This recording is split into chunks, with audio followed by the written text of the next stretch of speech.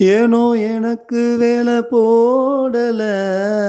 என்ன வருத்தம் வந்த வேதனை,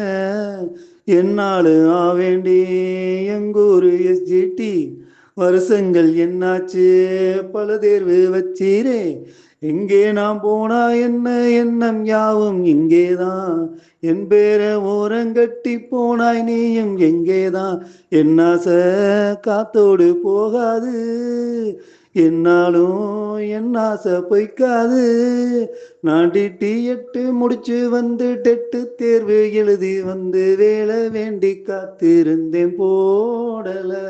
மணி 7 8 போட்ட பின்னும் எம்எல்ஏவை பார்த்த பின்னும் வேலை மட்டும் இன்னும் ஒன்றும் போடல,